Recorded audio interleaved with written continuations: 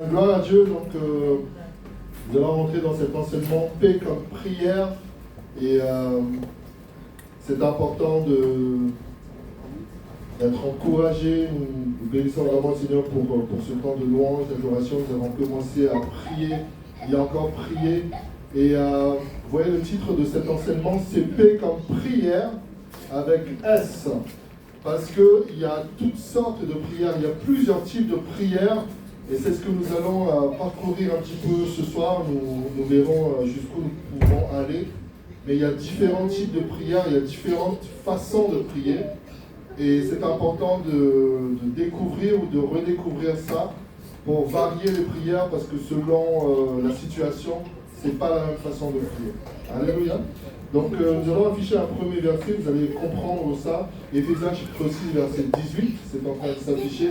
Éphésiens chapitre 6, verset 18, la Bible dit « Faites en tout temps, par l'Esprit, donc avec le Saint-Esprit, toutes sortes de prières et de supplications. Veillez à cela avec une entière persévérance et priez pour tous les saints. » Donc ici, la Bible dit « Faites en tout temps, en tout temps qu'il fasse beau, qu'il neige, qu'il fasse froid, que ce soit un temps difficile, un temps de joie. » Faites en tout temps par l'Esprit toutes sortes de prières. Amen. Donc ça ne veut pas dire qu'il y a juste une seule prière, un seul type de prière, il y a toutes sortes de prières. Et la Bible précise ici, et de supplication. Nous comprenons qu'avec ces versets, il n'y a pas une seule façon de prier, mais donc il y a une variété de styles de prière. Ok ? Et nous comprenons aussi que la prière distingue déjà ici deux choses. On voit ici toutes sortes de prières et de supplication. Qu'est-ce que la supplication? Je ne vais pas rester longtemps dessus, mais la supplication, c'est supplier. Supplier Dieu. Juste, on va afficher un petit jeu de mots. Regardez. Celui qui a supplié, c'est celui qui a supplié. Parfois, il faut supplier Dieu. Ça ne veut pas dire que Dieu est méchant. Ça ne veut pas dire que Dieu il cache sa bénédiction. Non, ça veut dire que Dieu veut aussi voir si on insiste ou pas. Vous voyez, par exemple, chez mes enfants, vous connaissez la plupart de mes enfants, ils sont d'un certain âge, ils sont assez jeunes. Et parfois, mes enfants me supplient, « Papa, s'il te plaît, s'il te plaît !» Ça ne veut pas dire que je suis méchant avec eux. Vous comprenez ce que je veux dire? Mais parfois, il faut qu'ils me supplient parce que je ne veux pas tout de suite donner, je ne veux pas donner du temps tout de suite, je ne veux pas leur accorder immédiatement. Et donc, Dieu nous apprend parfois à supplier. C'est important que nous puissions comprendre cette dimension. Parce que vous savez, quand Jésus nous apprend, c'est pas affiché, mais dans l'évangile de Matthieu chapitre 7, Jésus nous dit « Demandez et on vous donnera. Frappez et on vous ouvrira. Cherchez et vous trouverez. » Là, nous comprenons qu'il y a déjà trois dimensions de la prière. Il y a des moments où on demande et on reçoit.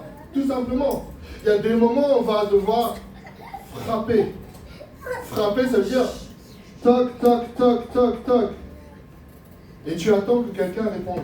Toc, toc, toc, toc, toc. Et tu attends qu'on t'ouvre la porte. Et il y a des moments, la troisième dimension dans la prière et dans notre foi, c'est que Dieu dit, va chercher. Combien de fois nous disons à nos enfants justement, Papa, donne-moi à boire. Maman, donne-moi à boire. Quand ils sont suffisamment grands, qu'est-ce qu'on leur dit? Va chercher. Et quand ils sont capricieux et qu'ils ont la flemme, ils disent non, donne-moi, donne-moi. Et on dit non, va chercher. On est d'accord, vous me suivez? Donc il y a des moments comme ça où Dieu nous dit, je ne te demande pas juste de demander, je te demande maintenant d'apprendre à chercher et trouver. Alléluia. Il y a des moments où Dieu nous demande de frapper pour qu'on nous ouvre la porte, parce que frapper demande de l'humilité aussi. Alléluia. Donc, nous remercions le Seigneur. C'est quoi prier? Prier, c'est reconnaître rapidement, je donne cette définition, prier, c'est reconnaître que Dieu est Dieu et qu'il contrôle les choses. Comme notre sœur a prié tout à l'heure, notre sœur a dit, j'ai confiance en Dieu, je remets tout entre les mains de Dieu parce que Dieu est bon. Alléluia. Et donc, on va afficher un autre verset pour introduire cet enseignement. Philippiens chapitre 4, verset 6. La Bible nous dit Ne vous inquiétez de rien, mais en toute chose, faites connaître vos besoins à Dieu par des prières et des supplications avec des actions de grâce. La Bible dit, faites connaître vos besoins à Dieu par des prières et des supplications avec des actions de grâce. Tout à l'heure, nous avons vu prières et supplications. Maintenant, la Bible ajoute avec des actions de grâce. Vous me suivez? Une nouvelle dimension encore dans la prière. Donc, quand nous prions, ce n'est pas juste pour demander ou supplier, mais c'est aussi pour faire des actions de grâce dans la louange, dans l'adoration. Prier, c'est louer Dieu. Prier, c'est adorer Dieu. Prier, c'est aussi demander, bien sûr. Prier, c'est tout simplement être en relation, être en communion avec Dieu. Parfois, quand nous demandons quelque chose, nous n'avons pas besoin de parler. Quand je demande quelque chose à ma femme ou que ma femme me demande quelque chose, ça peut être juste un regard. Ça peut juste être un signe de la main. Et je sais ce qu'elle attend. Elle sait ce que j'attends. Il n'y a pas eu de parole. Vous comprenez ce que je veux dire? Donc de la même façon que nous marchions avec Dieu, au fur et à mesure, parfois c'est pour ça que nous levons la main. Juste pour adorer Dieu. On n'a pas besoin de prier, on n'a pas besoin de sortir des mots. On lève la main en signe d'adoration. On peut se mettre à genoux, bien sûr, en signe d'adoration, parce que c'est même la base de l'adoration. Et ici, c'est très important de comprendre que dit la Bible. Faites connaître vos besoins à Dieu. Et Jésus dit un autre verset, dans Matthieu chapitre 6 et 7, il dit, quand tu pries, rentre dans ta chambre, ne prie pas comme les païens qui font des vaines paroles, mais quand toi tu pries, rentre dans ta chambre, et ton Père qui sait tout te rendra ce que tu dois avoir. En gros, c'est ça. Et vous voyez, c'est comme deux versets paradoxaux. C'est-à-dire qu'à un moment, Jésus dit, Dieu sait ce quoi dont vous avez besoin. C'est pas la peine de multiplier les paroles. Mais ici, Paul nous dit aussi, faites connaître vos besoins à Dieu. Est-ce que ça s'oppose? Non. C'est complémentaire. Il y a des moments où tu n'as pas besoin de prier, Dieu te donne. Est-ce que tu as prié pour que le soleil se lève ce matin? Non. Dieu nous donne le soleil. Amen. Des fois, on prie pour la météo, n'est-ce pas? On se dit, il y a un mariage la semaine prochaine, Seigneur, on prie pour qu'il fasse beau. On va faire une évangélisation, Seigneur, on prie. Vous êtes d'accord? On a déjà fait ce genre de prière ou pas? Mais il y a des moments, quand il n'y a pas de mariage, quand il n'y a pas d'événement, on ne prie pas pour la météo. Vous êtes d'accord? Mais Dieu nous donne la météo qu'il veut, qu'il fasse beau, qu'il y ait un peu de pluie, etc. Mais donc, il y a des moments où tu n'as rien besoin de demander, Dieu te donne. Mais il y a des moments aussi où Dieu veut que tu puisses faire connaître tes besoins. Pourquoi? Parce que Dieu est un Dieu de relation. Dieu veut être connecté avec nous régulièrement. J'aime tellement mes enfants, j'aime tellement ma femme, et c'est important quand mes enfants viennent vers moi et dire « Papa, j'ai besoin de ça ».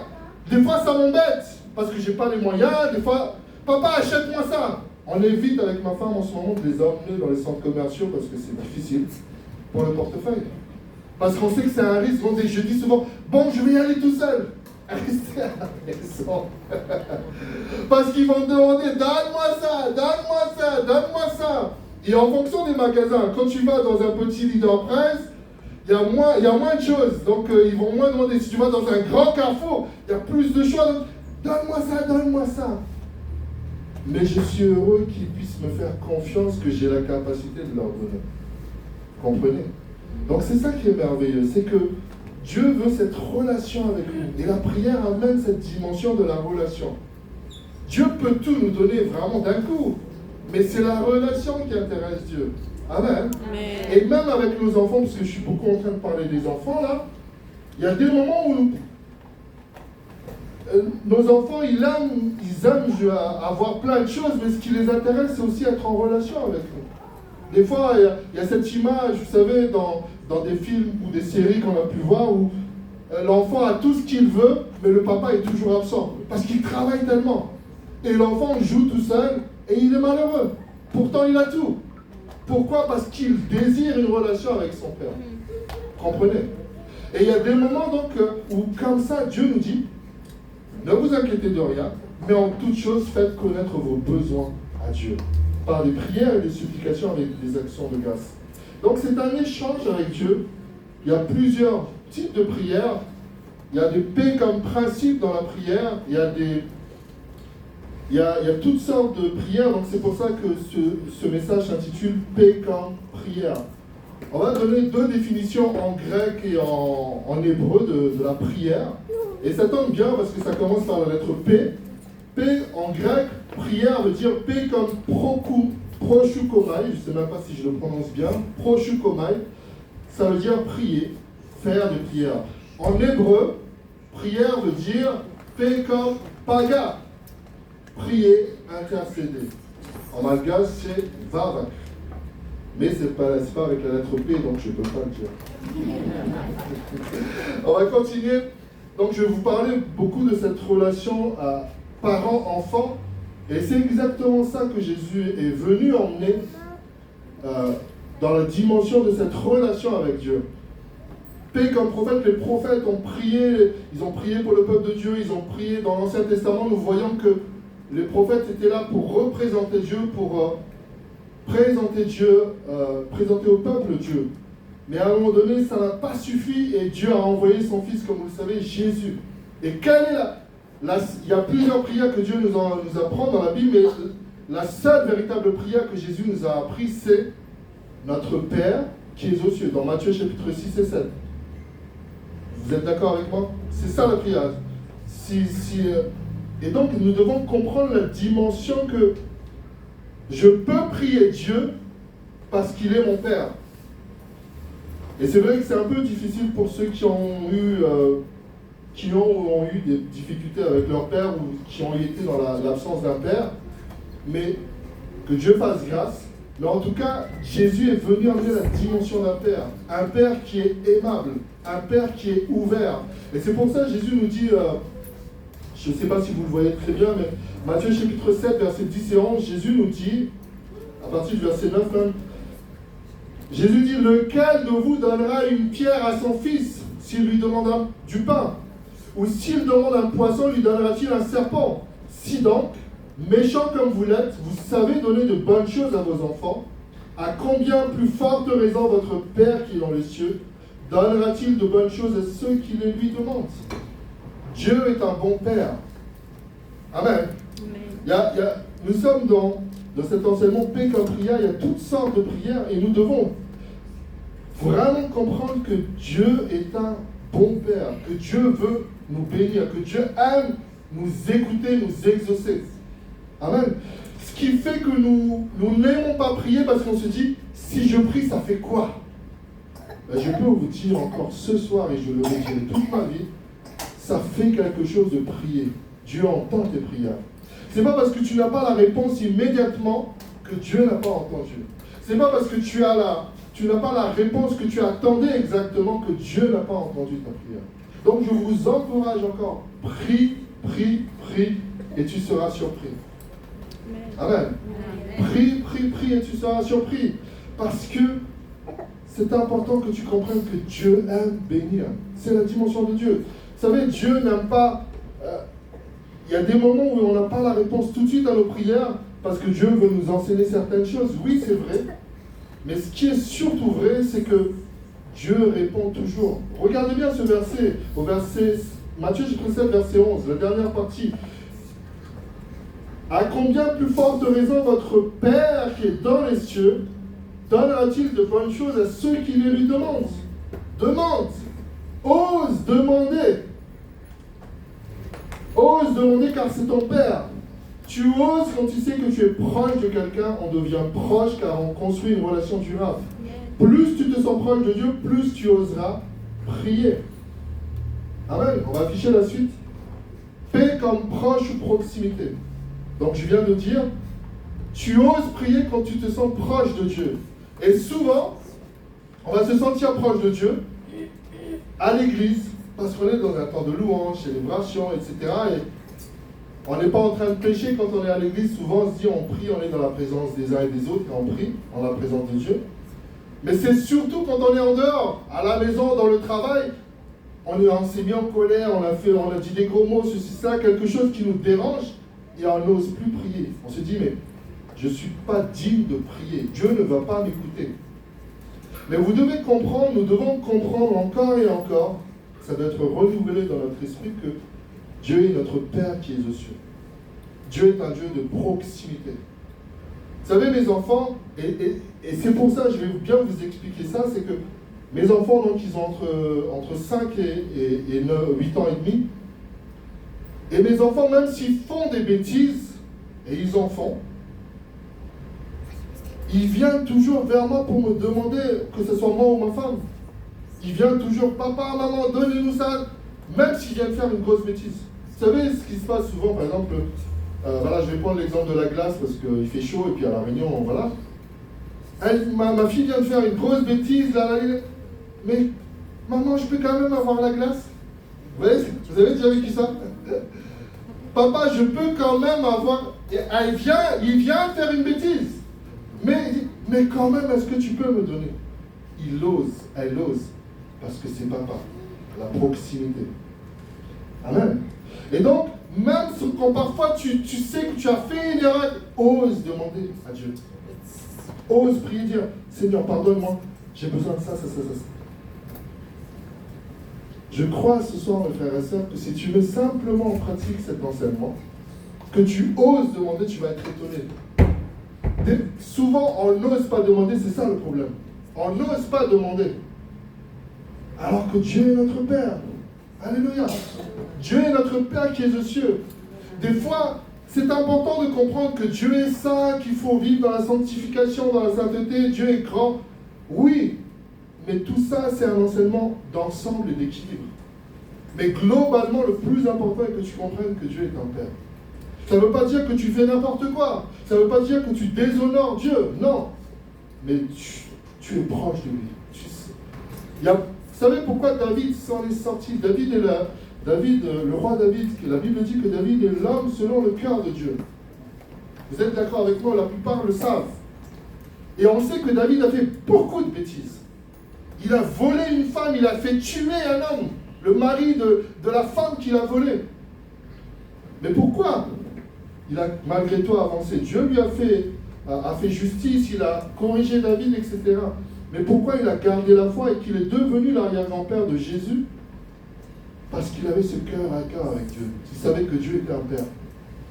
Et que malgré toutes les erreurs qu'il avait pu faire, Dieu le recevrait toujours. Et c'est ça, je vous prie vraiment ce soir de comprendre cette dimension de venez à Dieu, venez à Jésus à tout moment. À tout moment. Si tu t'es un peu éloigné, vous savez, cette histoire du fils prodigue dans Luc chapitre 15, ce fils a quitté son père, il s'est éloigné, il a dilapidé la fortune. Mais à partir du moment où il a décidé de revenir à son père, qu'est-ce que son père dit? Viens, je te donne une nouvelle robe, une nouvelle bague. C'est merveilleux. Alléluia. Et donc, ose prier. On va afficher la suite. C'est paix comme précision. Quand tu oses demander, tu peux même oser demander des choses précises. La prière, c'est aussi ça. Ne prie pas juste, Seigneur, donne-moi une voiture. Quelle voiture? Tu veux une Mercedes? Tu veux une Laguna des années 2000? Tu veux une Fiat Punto? Quelle voiture? Seigneur, donne-moi une voiture. Dieu précise. Seigneur, je veux une Toyota RAV4. Année 2021 minimum. Au nom de Jésus. Au moins tu as demandé et Dieu fait les choses. Amen. Mais si tu ne demandes pas comment... Il y a des moments où je dis où Dieu donne, mais il y a des moments où Dieu te dit, viens chercher. Précision. Paix comme précision, c'est aussi le principe dans la prière. Tu es célibataire. Seigneur, donne-moi un mari. Quel mari? Un mari violent, un mari buveur. C'est comment? Prie précisément, Seigneur, donne-moi un mari comme ça, comme ça, comme ça, comme ça. Tu dois avoir des critères. Ah, toi aussi, il ne faut pas me chercher ici là. Quel mari tu veux? Seigneur, donne-moi un mari. Quel mari? Même Jésus est choqué, il dit quel mari elle veut. Parce que si Dieu te donne ça, tu dis, ah non, c'est pas ce que je voulais. Quoi? Mais tu as demandé quoi? Ah, il faut oser demander. Sois précis. Seigneur, donne-moi un travail. Quel travail? Donne-moi un travail. Mais quel travail? Tu vas être boulanger, tu sais même pas qu'il y a neuf. Plus nous sommes précis, plus Dieu peut agir. Alléluia. Donc ça fait partie des paix de la prière, c'est paix comme précision. Il faut oser. Moi, vraiment, il y a beaucoup de choses qui sont dites, mais si vous devez retenir qu'une seule chose, osez prier. Amen. C'est une histoire que je raconte souvent et je crois que je l'ai déjà montrée ici dans notre assemblée. Je travaillais avant à McDonald's. Ma femme rit parce qu'elle sait que je vais toujours raconter la même histoire. J'ai travaillé à McDonald's pendant des années, j'étais manager. Et donc, en fait, quand on travaille à McDonald's, on a le droit à un repas. D'accord? Quand tu travailles en tant que manager, en tant qu'équipier, à la fin de ton travail, de ton temps de travail, tu as le droit à un repas. Donc, c'est un menu best-of, c'est-à-dire frites, le hamburger et la boisson et un dessert. Et j'avais un équipier qui était mauvais. Il travaillait mal. Il était en retard, il était mauvais. Vraiment, pardon. Mais vous savez, à chaque fois qu'il terminait son travail, il ose demander des choses en plus. Taïna, je peux avoir une frite en plus? J'ai dit, toi, la façon de dire, ah oui, tu veux encore un dessert en plus? Et souvent, je donnais parce qu'il était culotté, il osait. Le petit a du culot, hein. Ah, vraiment. Je vous dis, il faut être, excusez-moi le terme, c'est en français, il faut être culotté, il faut oser. Amen. Vraiment. Et pourquoi? On va afficher parce que Dieu est un Dieu de promesses. Dieu nous a fait la promesse que si tu pries, tu recevras. Amen. Vous savez, il faut tenir Dieu par sa parole. Ah, j'ai ma fille aînée qui est très intelligente, gloire à Dieu, et elle me tient par la parole. Si je lui ai dit que ce soir on va manger à Gastro Pizza, aïe, c'est qu'on va manger à Gastro Pizza, sinon j'ai menti, je suis un menteur. Papa, tu as dit que nous allons manger à Gastro Pizza. Elle me tient par ma promesse. Et souvent nous devons prier comme ça. Tu prends un verset de la Bible, par exemple tu traverses une épreuve de la maladie. Tu dis, Seigneur, tu dis que par tes nutritions, nous sommes guéris. Je suis malade, je vais être guéri au nom de Jésus. Amen. Point, entrée. Point. Et ça, c'est aussi une façon de prier. Amen. C'est prier avec cette force de la parole de Dieu, de dire, Seigneur, tu as promis que, voilà, c'est affiché là, par exemple, tu es un Dieu de paix comme projet. Jérémie chapitre 29, verset 11. Car je connais les projets que j'ai formés pour vous, projets de paix et non de malheur, afin de vous donner un avenir et de l'espérance. Seigneur, je suis désespéré, je veux un avenir et de l'espérance. Agis dans ma vie, Seigneur. Et Dieu agit. Alléluia. Amen. Donc on va afficher la suite, comme je disais tout à l'heure. Parfois Dieu donne immédiatement. Parfois Dieu nous donne une leçon de patience, d'humilité, de courage. C'est pas toujours facile. C'est vrai que, encore une fois, je sais que on a tous traversé, on traverse parfois ces temps où on dit j'ai plus envie de prier, j'ai tellement prié. Par exemple, je parlais du cas des célibataires. Ça fait longtemps que j'attends. Et moi, c'est mon histoire. J'ai attendu longtemps avant de rencontrer ma femme. J'ai prié, j'ai prié. Oh là là, j'ai prié. Seigneur, je veux qu'elle soit comme ça, comme ci, comme ça. Et vous savez ce qui est merveilleux avec Dieu? C'est que moi, j'avais mes critères, j'ai demandé à Dieu précision, précision. Et Dieu a donné encore meilleur que ce que Dieu m'a donné. Alléluia, c'est ça que Dieu est bon. Amen. Alléluia. C'est pour ça que je vous dis, vraiment Dieu est si bon, il aime bénir. Mettez-vous, surtout les parents là, vous avez facilement cette compréhension ce soir en tant que parent. Est-ce que vous n'aimez pas bénir vos enfants? Quel est le sentiment de tous les parents ici? On aimerait tous être très riches, comme ça on peut bénir nos enfants, assurer leur avenir, leur acheter une maison. Oui ou non? Amen. Comme ça, on se tracasse plus. Qu'est-ce qu'elle va faire comme travail? Où est-ce qu'ils vont habiter? Non, on a déjà tout payé. Moi, c'est mon rêve. Hein. Je prie, je pense, Seigneur, donne-moi beaucoup d'argent comme ça. Ouais. On va revoir, pour avancer, une petite définition en grec encore. P comme pneuma. Pneuma vient du mot grec souffle qu'on interprète par âme et esprit. La prière est une respiration. La prière est ce souffle qui nous pousse chaque jour. Plus tu pries, plus les vents soufflent en ta faveur. La Bible dit dans 1 Thessaloniciens 5, verset 17, priez sans cesse. Pneuma, ça veut dire pneumatique. Vous savez, les pneus, il y a de l'air dedans. Prier est une respiration. C'est pas écrit, mais vous le savez, il y a toutes sortes de prières. Parfois, nous ne savons plus comment prier. La Bible dit dans Romains 8, parfois on pousse des soupirs inexprimables. Parfois on prie en langue. Tu ne sais pas comment prier en langue, parce que le Saint-Esprit va parler avec toi en langue pour dire des précisions. Amen. C'est important. Alors, on va afficher la suite. Il y a ce qu'on appelle P comme procuration dans les principes de la prière. P comme procuration, c'est ce qu'on appelle la prière d'intercession. C'est par exemple comme ma soeur ici me dit, pasteur, prie pour moi. Elle me procure le droit de prier à sa place. On se met à la place de l'autre et on prie avec foi et amour dans une grande espérance. C'est ça, P comme procuration dans la prière. Mais moi maintenant j'ai appris en tant qu'enfant de Dieu, en tant que serviteur de Dieu, je dis toujours quand quelqu'un me demande de prier pour lui, je dis, je ne prie pas pour toi, je prie avec toi. Parce qu'il y a des gens qui demandent la prière, après ils croisent les bras. Prie pour moi, pasteur. Et eux, ils ne font rien. Non, on prie ensemble. Amen. C'est important. Une autre dimension de la prière, on va bientôt terminer cet enseignement. Une autre dimension de la prière, c'est... C'est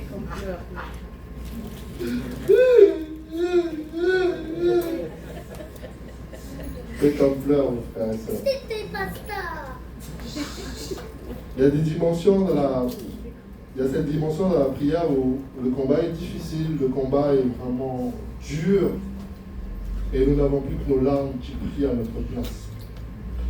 Vous savez, les psaumes veut dire louange, mais quand vous lisez les psaumes, comprenez que chaque psaume est une prière. Chaque psaume est une prière. Et ça, c'est un conseil que je peux vous donner. Vous pouvez prendre les psaumes, prier les psaumes, Seigneur, et tu lis les psaumes et tu pries en même temps. Ça va faire beaucoup de bien dans ta vie spirituelle. Par exemple, psaume chapitre 6, verset 9, la deuxième partie que vous pouvez voir. Éloignez-vous de moi, vous tous qui faites le mal, car l'Éternel entend la voix de mes larmes. Tes larmes, mon frère et ma soeur, ont une voix. Amen. Amen. Je dis un instant, bagage. Misfewa, ni tout maintenant. Azabelteteno, je donne tout maniam, on a une fave. Katsmaïno, je vois. Au contraire, Dieu voit et entend nos larmes. Tes pleurs ont une voix dans le spirituel. Amen. Dieu entend la voix de nos larmes. Et c'est pour ça que David parle beaucoup de ça. Il y a un psaume très connu dans le psaume 125 qui dit « Ceux qui moissonneront, ceux qui sèmeront avec larmes, moissonneront avec des chants d'allégresse. » Donc il y a cette dimension parfois dans la prière, c'est vrai, où c'est tellement dur, on prie, on pleure.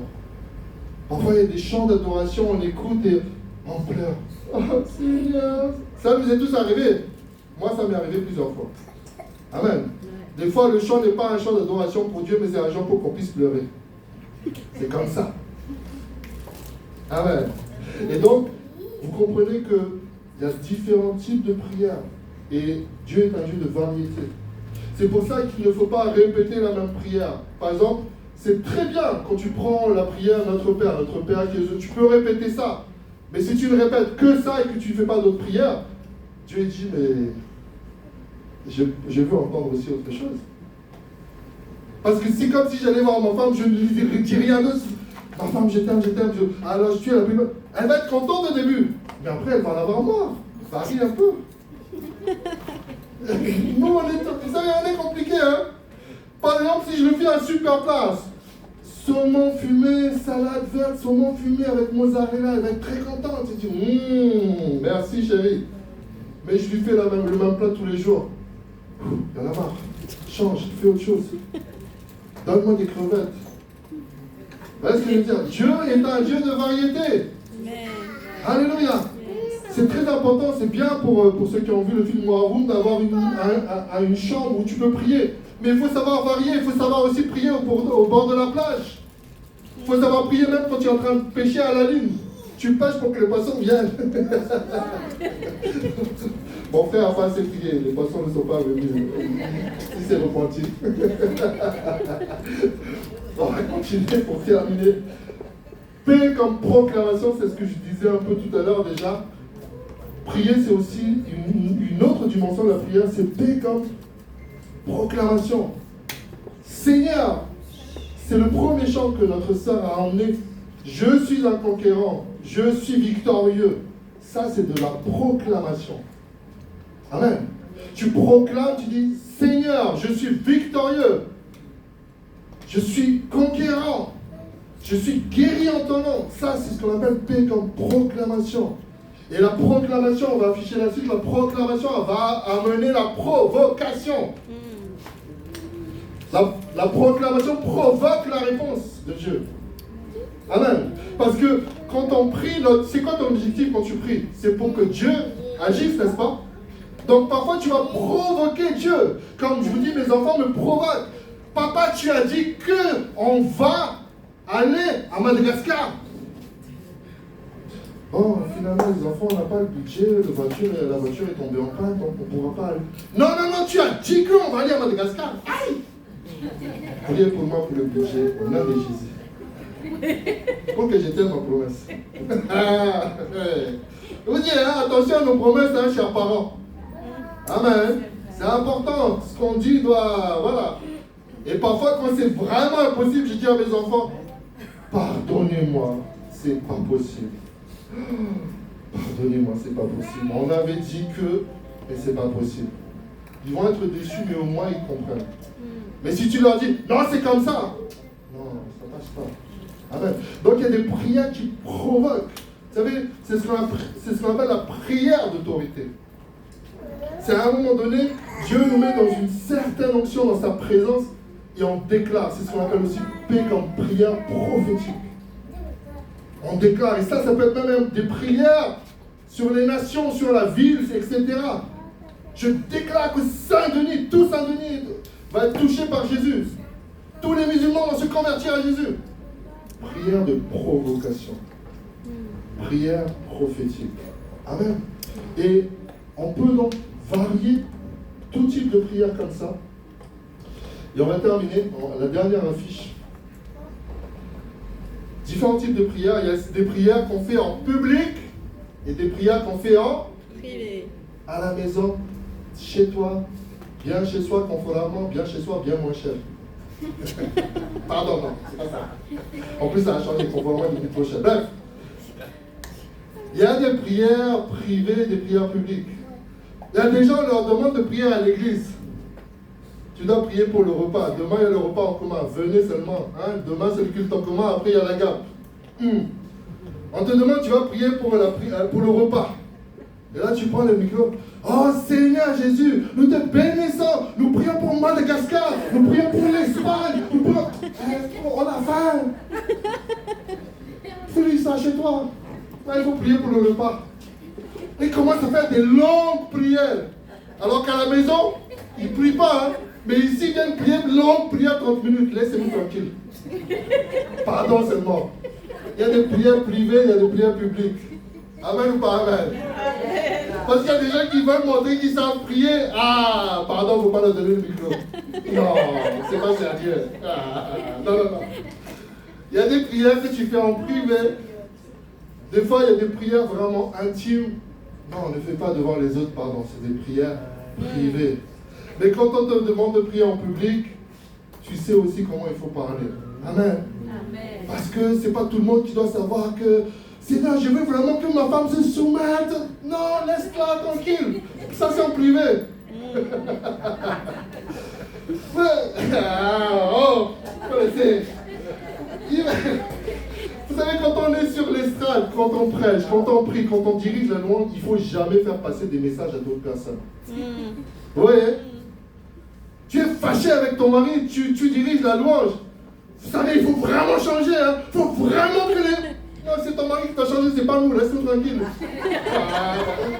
Bon, il faut qu'il m'arrête. Ah, il y a des prières qui visent les gens là. Hein?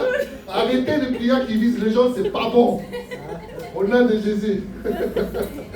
On a tous fait ça. J'ai vu des gens qui, pour faire passer des messages, ils prient. Non. Ça ne touche ni Dieu, ni la personne. Vous voyez? Donc il faut. Donc vous voyez, hein? Là, je termine. Il y a tellement différents types de prières, n'est-ce pas? P comme pousser un dossier. Quand tu pries pour un dossier, Seigneur, je veux vraiment. Il y a toutes sortes de prières. Mais au final, qu'est-ce qu'il faut faire? Il faut donc prier. Amen. Il faut prier, prier, prier. Alléluia. Donc on va clôturer par la prière. Amen. Et je vais demander à ma femme de venir prier, faire une prière publique. Alléluia. Et que nous puissions être bénis. Je vous invite à vous lever et je vais l'inviter à venir prier. Levons-nous pour la prière, pour qu'il puisse recevoir.